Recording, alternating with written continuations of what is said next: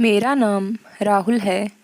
मैंने अपनी ज़िंदगी में बहुत बड़े बड़े पाप किए थे, लेकिन सबसे बड़ा पाप किया था कि मैं मासूम और कम उम्र के बच्चों से भीख मंगवाता था।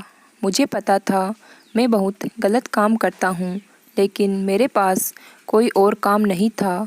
इस काम में मेरी अच्छी भली कमाई हो जाती थी, काली कमाई हो जाती थी। एक दिन मैं रास्ते से गुजर रहा था। मुझे एक छोटी सी बच्ची वहाँ पर खड़ी हुई मिली।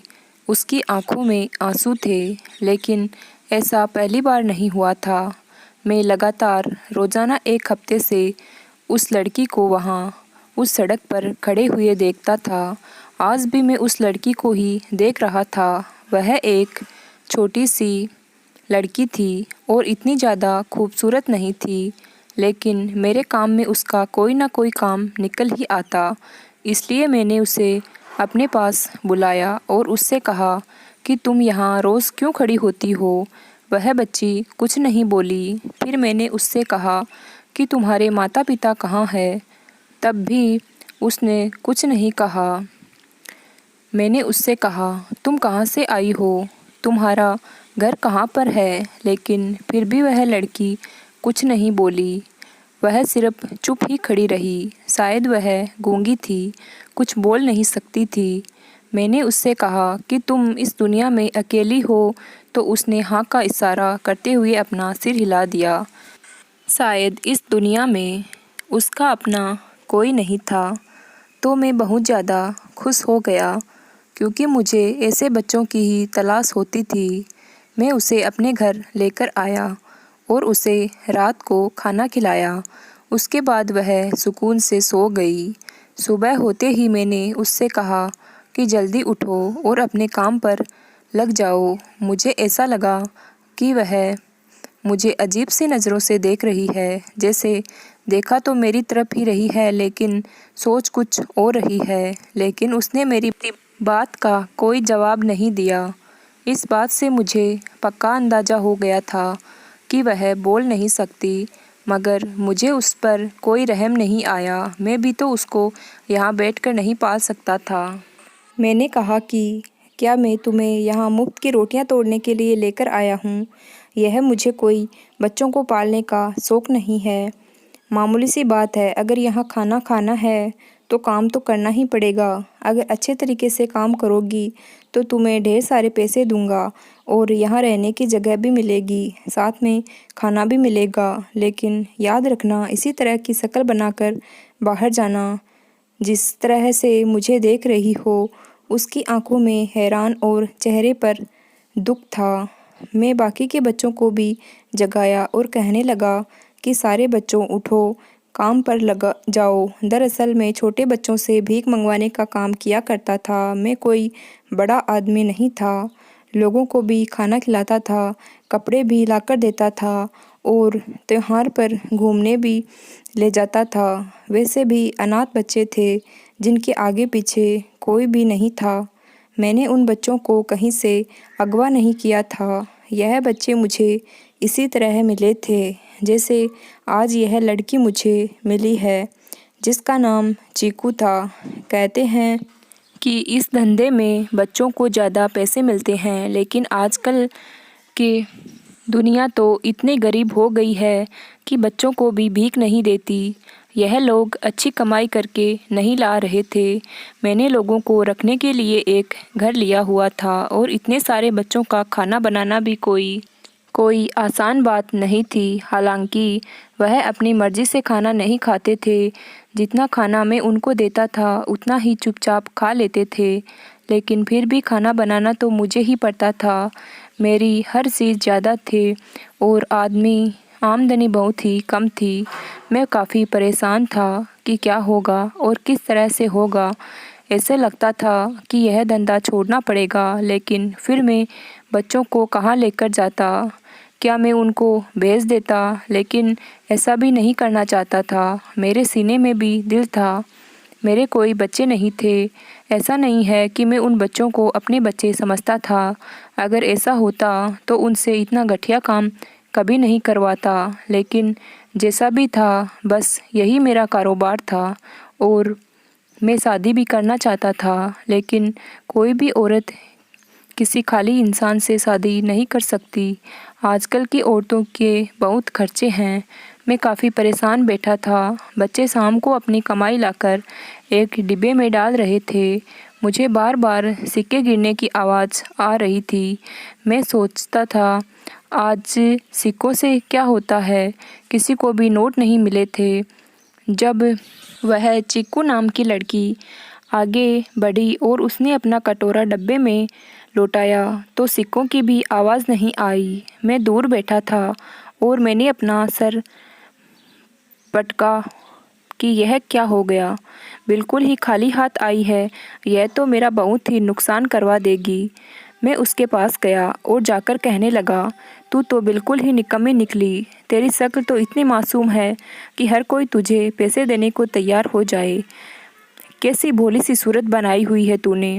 1 रुपया भी नहीं लेकर आई। शर्म आनी चाहिए तुझे।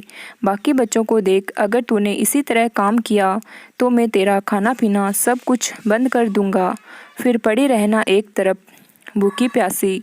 बाकी बच्चों को भी इसी तरह से धमकी दिया करता था ताकि वह मेरी धमकियों में आकर डर जाए। जब मेरे पास ही खड़े एक बच्चे ने कहा, साहब जी, आप इसे क्यों डांट रहे हैं? एक बार आप इसका डब्बा तो देखिए। यह तो सबसे ज़्यादा पैसे लेकर आई है। मैं उसे बच्चों की बात सुनकर हैरान रह गया और फ़ौरन ही आगे बढ़कर उसके डब्बे की तरफ देखने लगा तो उसके अंदर नोट ही नोट भरे पड़े थे जो चीकू के डब्बे से लौटाए थे। मैंने उसका हैरान होकर देखा और उसे कहा कि तू तो बड़ा अच्छा काम करके आई है। यह सब देखकर मैं काफ़ी खुश हुआ। खुशी की वजह से मैंने उसके सर पर हाथ भी रखा, लेकिन वह मुझे देखकर मुस्कुराई तक नहीं। उसकी आंखों में अजीब तरीके की उदासी थी। वह बिल्कुल भी बोलती नहीं थी। ऐसा लगता था कि कुछ कहना चाहती है। वैसे तो वह थोड़ी बहुत इशारों इशारों में बात कर लिया करती थी और बस फटी फटी आंखों से सबको देखती रहती थी। उसके गंजेपन की वजह से और उसकी मासूमियत देखकर ही तो मैं उसको अपने धंधे में लाना चाहता था। मैं सोचता था कि ऐसी रोनी सूरत को तो हर कोई पैसे दे देगा और शायद मेरा अंदाज़ा बिल्कुल ठीक था। मैंने बाकी के बच्चों को कहा कि यह भी तो वहीं पर गई थी जहाँ पर तुम लोग जाते हो। फिर यह इतने सारे पैसे कमाकर लेकर कैसे आई और तुम लोग सिर्फ सिक्के उठाकर आ गए। सारे के सारे बच्चे सर झुका के खड़े हो गए। 2-3 दिन इसी तरह गुजर गए। चीकू मेरे पास रोज़ ढेर सारे पैसे लेकर आई थी और मैं बाकी सब बच्चों को डांटता था कि वह इतने सारे पैसे लेकर आती है तो तुम लोगों को कोई पैसे क्यों नहीं देता। जिस सड़क पर सारे बच्चे जाते थे वह एक ही तो सड़क थी। वह सड़क थी जहाँ से ज़्यादा गाड़ियाँ और भीड़ भाड़ गुजरती थी। उस रोड को माल रोड भी कहा जाता था। उस रोड पर ज़्यादातर अमीर लोग गुजरा करते थे, इसलिए ज़्यादा पैसे दिया करते थे। तब मुझे एक बच्चे ने कहा कि यह तो कहीं पर भी भीख नहीं मांगती है। यह तो हमारे साथ जाती है और उसके बाद पता नहीं कहाँ गायब हो जाती है। हमें नहीं पता होता कि यह कहाँ जाती है और जब हमारे पास आने का वक्त हो जाता है तो यह अचानक से ही वापस आ जाती है और इसके पास ढेर सारे पैसे भी होते हैं। मैं यह सुनकर हैरान रह गया। मैंने कहा कि ऐसा कैसे हो सकता है? अगर वह भीख नहीं मांगती तो इतने सारे पैसे कहाँ से लेकर आती है? क्या अपने घर वालों के पास जाती है, उनसे लेकर आती है? लेकिन जाहिर है कि उसका इस दुनिया में कोई नहीं था। मगर जिस हालत में मुझे वह मिली थी उससे तो यही जाहिर हो रहा था कि वह अनाथ है। और जब मैंने उससे पूछा था कि तुम्हारे माँ बाप हैं, तभी उसने मुझे इशारे से मना करते हुए ही बताया था कि उसका कोई नहीं है, वह बिल्कुल अकेली है। मुझे उस बच्चे की बात पर बिल्कुल भी यकीन नहीं आया। मैंने सोचा कि वह झूठ बोल रहा है। शायद ऐसा इसलिए कह रहा है क्योंकि वह चीकू जितने पैसे नहीं कमा पाता। लेकिन बात तो वाकई अजीब थी। वह बाकी बच्चों से ज़्यादा पैसे लेकर आई थी। एक दिन मैंने उससे कहा कि तुम कहाँ जाती हो? तो उसने जवाब नहीं दिया। मैंने उससे कहा कि जहाँ पर बाकी सब बच्चे जाते हैं तुम भी वहीं पर जाती हो ना, या फिर कहीं और जाती हो। उसने बस इस बात के जवाब में नहीं में सर हिलाते हुए कहा। इसका मतलब था कि वह भी वही जाती है जहाँ बाकी सारे बच्चे जाते थे। मुझे तो ऐसा लगता था कि बच्ची बोल ही नहीं पाती है, शायद इसीलिए ज़्यादा पैसे मिलते हैं। लेकिन फिर मैंने उसे दूसरे बच्चों के साथ खेलते हुए देखा। वह सुन तो सकती थी और इशारों में बातें भी कर सकती थी। इसका मतलब कि वह गूंगी है, लेकिन दूसरों को इशारों से अपनी बातें समझा सकती है। उसको आए हुए 1 हफ्ता होने वाला था और वह सबसे ज़्यादा पैसे लेकर आ रही थी। इतने पैसे तो आजकल कोई भी बच्चा लेकर नहीं आता था। इसलिए मैं काफ़ी ज़्यादा हैरान हो गया था और सोचने लगा कि इसका पीछा करना चाहिए, पता तो चले कि आखिर यह करती क्या है। मेरे दिमाग में काफ़ी सारी बातें आ रही थी।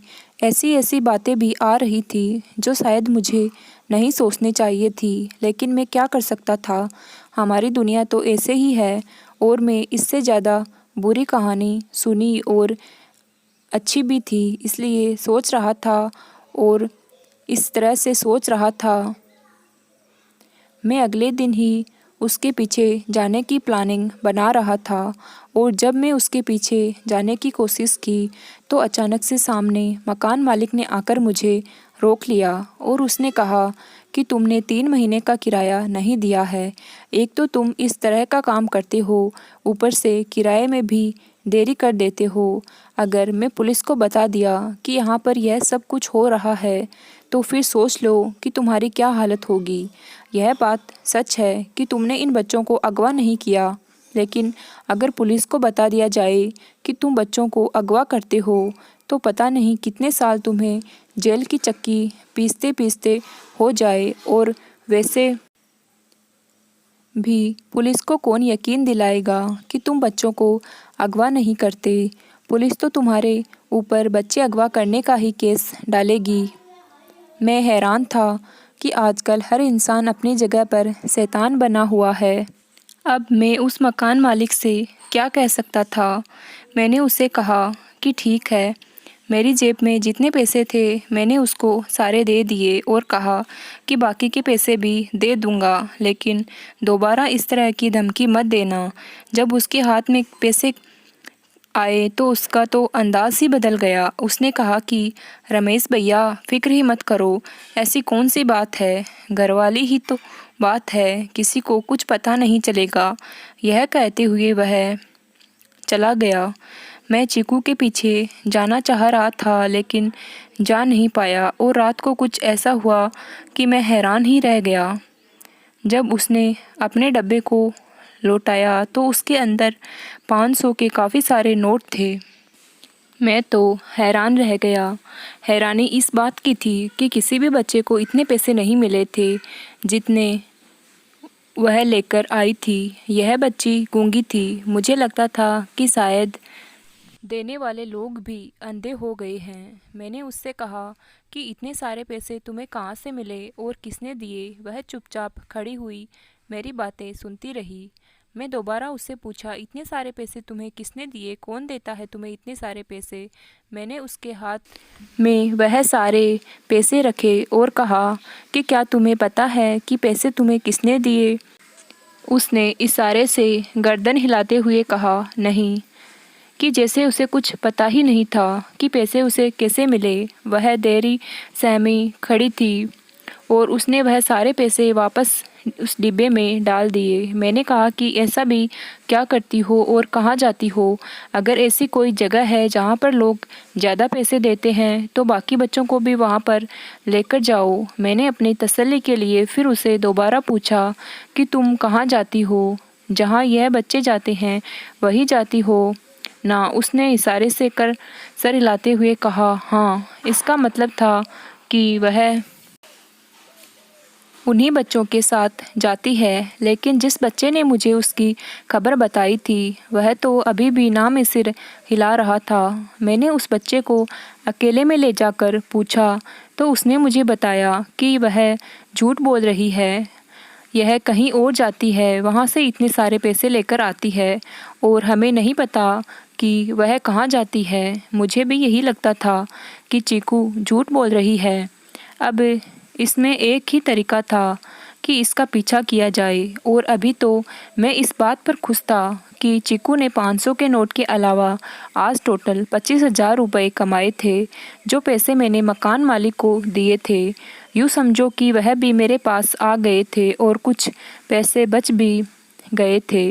लड़की तो बड़े काम की थी, जो भी कर रही थी, पर बहुत ज़्यादा पैसे कमा कर लेकर आ रही थी। लेकिन मुझे उसके बारे में जानना भी ज़रूरी था, ताकि मुझे पता तो होता कि यह कौन सा काम कर रही है। अगले दिन मैंने उसका पीछा करने का इरादा कर लिया। वह सारे बच्चों के साथ ही निकली थी, लेकिन अचानक से गायब हो गई थी। मैं भी उसका पीछा करने लगा। मैंने उसका पता नहीं लगने दिया कि मैं भी उसके पीछे हूँ। वह बस चलती ही जा रही थी। ऐसा लगता था जैसे उसे सारे रास्ते याद हो और वह इतनी छोटी सी बच्ची बिल्कुल भी गलत रास्ते पर नहीं जा रही थी। वहाँ से वह खुले हुए इलाके में चली गई, जहाँ आसपास 2-3 घर थे। कुछ घरों की बैक साइड थी और कुछ घरों के दरवाजे भी थे। यहाँ पर एक पेड़ भी लगा हुआ था। एक छोटा सा पार्क था, लेकिन इस जगह पर कोई आता जाता नहीं था, क्योंकि यहाँ की हालत बहुत ही ख़राब थी। वह जाकर उस पेड़ के नीचे बैठ गई और उसने ऐसे ऐसे करतब दिखाने शुरू कर दिए कि थोड़ी देर बाद ही लोग उसको पैसे देने लगे। मैं वहाँ खड़ा हुआ देर से ही सब कुछ देख रहा था। लोग खुद ही उसकी तरफ आ रहे थे और उसको पैसे दे रहे थे। वह आखिर क्या कर रही थी, मुझे कुछ भी समझ में नहीं आ रहा था। कभी नाचती, कभी कोई करतब दिखाती। वह क्या कर रही थी, यह सब मेरी समझ से बाहर था कि लोग उससे पर फिदा होकर उसे पैसे देकर जा रहे थे। मासूमियत से वही सब कुछ कर रही थी कि लोग उस पर फिदा होकर उसे पैसे देकर जा रहे थे। शायद जो हुनर उसके अंदर था वह बाकी बच्चों के अंदर नहीं था, इसलिए वह और बच्चों से ज़्यादा पैसे कमाती थी। मुझे समझ नहीं आ रहा था कि वह कौन सा नाच नाच रही थी और कौन से करतब दिखा रही थी।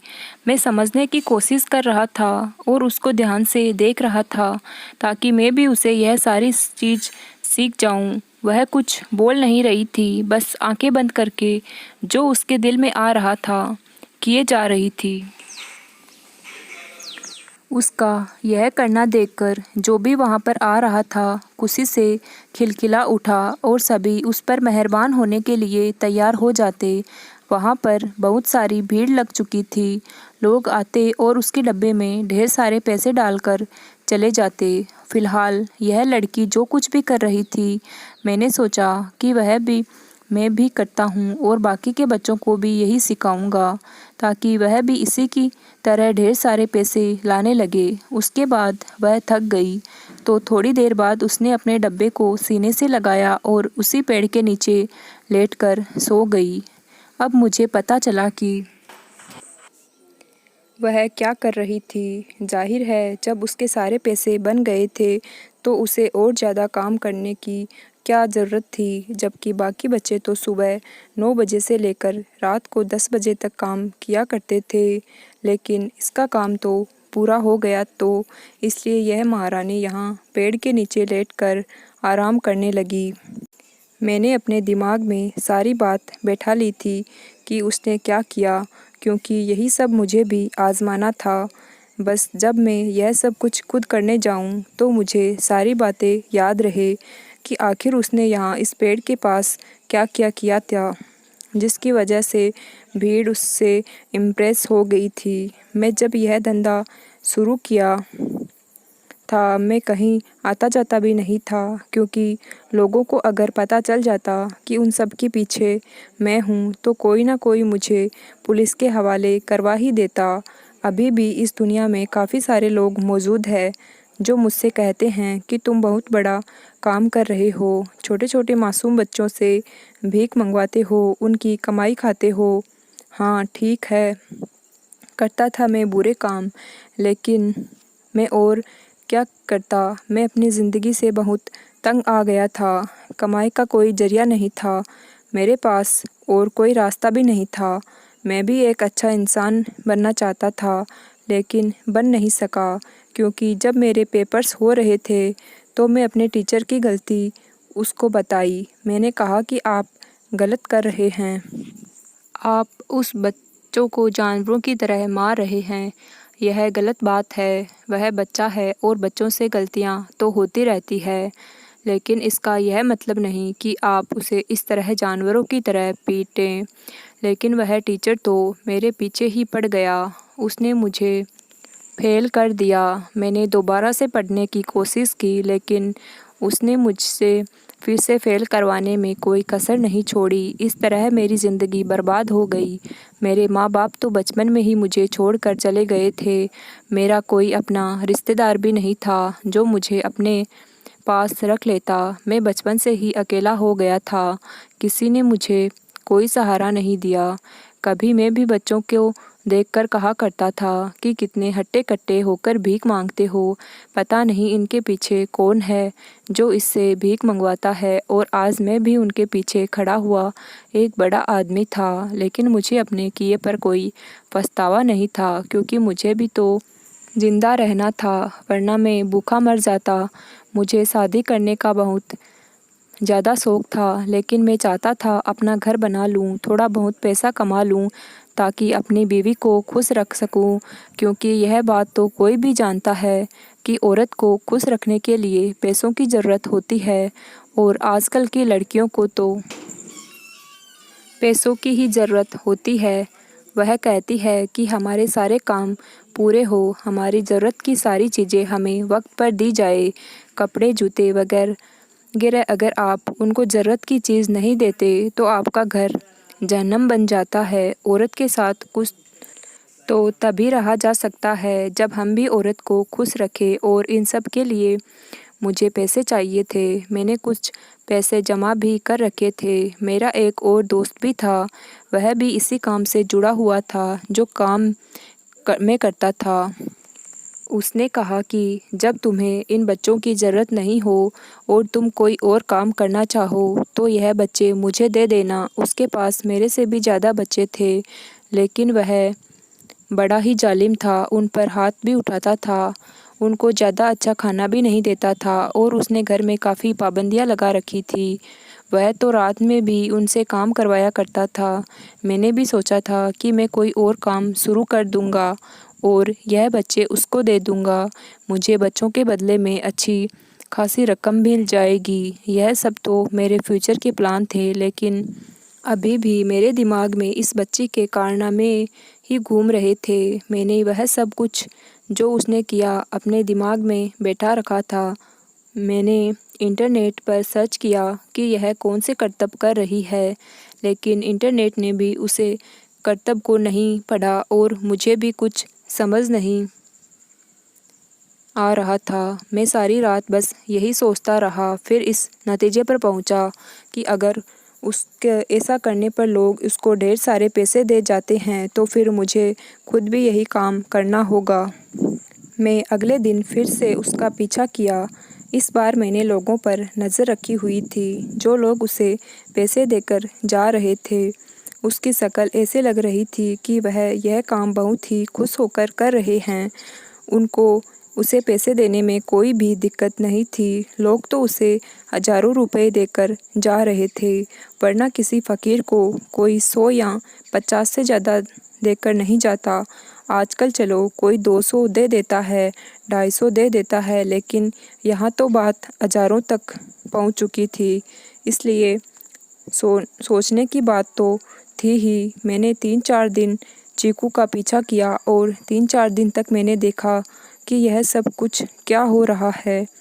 मैं घर से इतनी बार नहीं निकलता था, लेकिन मुझे रिस्क लेना ही पड़ा, क्योंकि मुझे पता करना था कि आखिर चल क्या रहा है। एक दिन मैंने उससे कहा कि आज तुम काम पर नहीं जाओगी। यह बात सुनकर वह थोड़ी सी परेशान हो गई और उसकी आंखों में आंसू आ गए और बाकी बच्चे जाने लगे। वह भी मेरे मना करने पर उन बच्चों के पीछे पीछे चलने लगी। मैंने उसको जाते हुए रोक लिया कि मैंने तुमसे कहा था ना, आज तुम काम पर नहीं जाओगी, तो फिर इन बच्चों के पीछे क्यों जा रही हो? शायद वह बच्चों के पीछे जाना चाहती थी। मैंने कहा, आज तुम आराम करो, अपने घर में ही बैठो। बाकी सारे बच्चे जा चुके थे। वह बड़ी बेचैन थी, बार बार दरवाजे की तरफ देख रही थी। उसका मन कर रहा था कि वह भी उनके पीछे चली जाए। काफ़ी देर तक तो दरवाजे पर खड़ी रही, लेकिन मैंने उससे कहा, अभी तक तुम अंदर नहीं गई हो, तुम्हें तो खुश होना चाहिए। आज तुम्हें काम नहीं करना पड़ेगा, बस तुम घर के काम करना, घर को साफ रखना। खाना तो वैसे भी नौकरानी बनाती है, तुम बस आराम करना। मैं खाना बनाने के लिए एक औरत भी रखी हुई थी जो खाना बनाती थी, क्योंकि बच्चों से खाना नहीं बनता था। मेरे पास ज़्यादातर कम उम्र के बच्चे ही थे। वह मुझे फिर से हैरानी से देखने लगी और दरवाजे की तरफ इशारा करने लगी। इसका मतलब था कि क्या वह चली जाए। मैंने उसे गुस्से से देखा और खूब डांट लगाई कि तुम्हें समझ नहीं आता, तुम्हें नहीं पता यहाँ पर किसकी हुकूमत चलती है। यहाँ मेरी मर्ज़ी के ख़िलाफ़ कोई एक कदम भी घर के अंदर नहीं रख सकता है, और ना ही घर के बाहर। जैसा मैं चाहूँ यहाँ वैसा ही होता है। लेकिन तुम्हें तो किसी बात की समझ नहीं आ रही। मैं तुम्हें बहुत प्यार से समझा रहा हूँ, चुपचाप अंदर चली जाओ। मैंने कह दिया ना कि तुम आज काम पर नहीं जाओगी। वह मेरी बातों से काफ़ी डर गई थी। मैंने उसके हाथ से उसका डब्बा लेने की कोशिश की, लेकिन वह अपना डब्बा मुझे नहीं दे रही थी। मैंने उसे फिर से डांट लगाई, अगर मेरी बात नहीं मानी तो तुम्हें सज़ा मिलेगी। आज खाने को भी कुछ नहीं मिलेगा, कमरे में बंद करके चला जाऊंगा। इस बात के बाद भी वह बहुत डर गई और उसने अपना डब्बा मुझे दे दिया, और फिर मैं घर से बाहर आ गया जहाँ पर वह जाया करती थी। मैं यहाँ जाने लगा। मैं रास्ते में सोचता हुआ जा रहा था कि वह मुझे अपना डब्बा नहीं दे रही थी, और उसका मन भी बहुत था कि वह आज भी काम पर जाए। देखने में तो बहुत मासूम लगती है, लेकिन उसके अंदर अक्ल ज़रूरत से ज़्यादा है। वैसे भी वह जो काम करती थी उसके पीछे अक्ल का ही काम था, वरना बाकी बच्चे तो इस तरह का कुछ भी नहीं किया करते थे। मैंने फिर से वह सब याद करने की कोशिश की जो वह किया करती थी, ताकि मैं वहाँ जाकर भूल ना जाऊँ। मैं भी उसी जगह जा रहा था जहाँ पर चीकू जाकर बैठा करती थी। आज मैं भी ढेर सारे पैसे कमा कर लाऊंगा और अमीर बन जाऊंगा। इन पैसों से बहुत सारे काम हल हो जाएंगे। मैं इस जगह पर जाकर बैठ गया जहाँ पर चीकू बैठी थी। पेड़ के नीचे पहले तो आसपास कोई भी नज़र नहीं आ रहा था। फिर मैं अचानक ही खड़ा हो गया और मैंने वहाँ काम करना शुरू कर दिया जो चीकू किया करती थी। मुझे अपने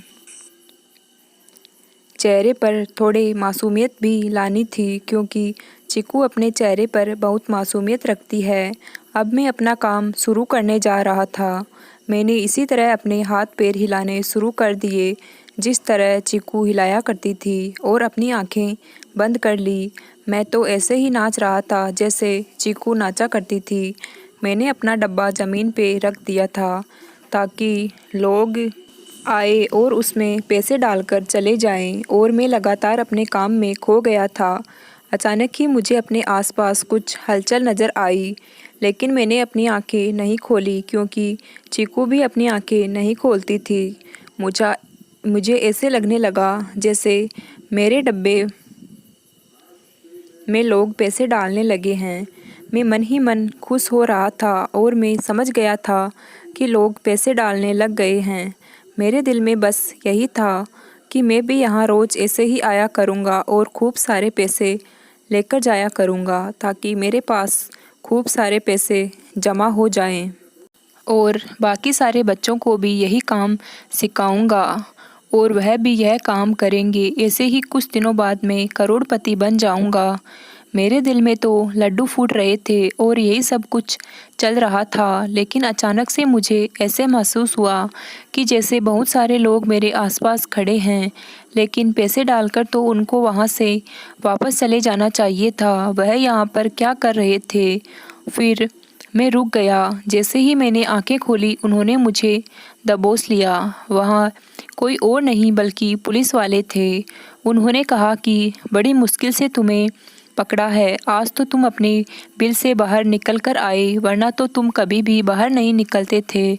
और आज तो तुम हो भी अकेले, तुम्हारे साथ तुम्हारा कोई साथी भी नहीं है। चलो अब हमारे साथ। मैं बुरी तरह घबरा गया था। मुझे पुलिस स्टेशन ले गए। वहाँ पर जाकर मुझे ऐसी बात के बारे में पता चला कि मैं हैरान रह गया। मेरे तो पैरों तले ज़मीन ही निकल गई थी। दरअसल यह चीकू उन्हीं की छोड़ी हुई जासूस थी। वह गूंगी बिल्कुल भी नहीं थी, वह सब कुछ बोल सकती थी। वह तो मुझे पकड़वाने के लिए उन्होंने यह दाना डाला था और वह खुद ही उसके पैसे दिया करते थे। जो भी लोग चीकू को रोज़ पैसे दिया करते थे, वह सब लोग पुलिस के साथ मिले हुए थे। मुझे पकड़वाने के लिए यह पूरा प्लान बनाया गया था। उन्होंने मेरी शिकायत लगा दी कि मैं बच्चों से यह सब काम करवा रहा हूँ और यह बच्ची मुझे गिरफ्तार करवाने के लिए भेजी गई थी, क्योंकि मैंने बताया मैं अपने घर से बाहर कभी नहीं निकलता था और अगर निकलता भी था तो इस तरह से कोई मुझे पहचान नहीं पाता था। लेकिन इस समय मैं लालच में आ गया था और अपने घर से बाहर निकल आया, और वह भी अकेला। और मेरी बेवकूफ़ी यह थी कि मैं उस जगह पर बैठ गया जहाँ पर वह लोग मुझे बैठाना चाहते थे, क्योंकि यहाँ पर कई सीसीटीवी कैमरे भी लगे हुए थे और पुलिस स्टेशन की वेबसाइट भी थी, लेकिन मैं पहचान नहीं पाया था। मेरी आंखों के आगे तो लालच की पट्टी बंध गई थी, इसलिए मैं बुरी तरह से फंस चुका था। वह लड़की भी गूंगी नहीं थी, वह सब कुछ बोल सकती थी। मुझे उस टाइम समझ जाना चाहिए था जब वह इतनी दूर यहाँ अकेली ही आ जाया करती थी। वह लड़की बहुत चालाक थी, लेकिन उसकी मासूमियत की वजह से मैं कभी उसकी चालाकी का अंदाज़ा नहीं लगा पाया। मैंने सोचा था कि शायद वह यहाँ से रोज़ आती जाती है, इसीलिए उसको रास्ता याद हो गया होगा। लेकिन अब वह लड़की मेरे सामने खड़े होकर मुस्कुरा रही थी। पुलिस ने सारे बच्चों को अपने हिरासत में ले लिया और उन बच्चों को उनके माँ बाप से मिलवाने की कोशिश शुरू हो चुकी थी, क्योंकि मैंने झूठ बोला था कि वह बच्चे मुझे सड़कों पर मिले थे। ऐसा बिल्कुल भी नहीं था, बस मुझे 1-2 ही बच्चे सड़क पर मिले थे।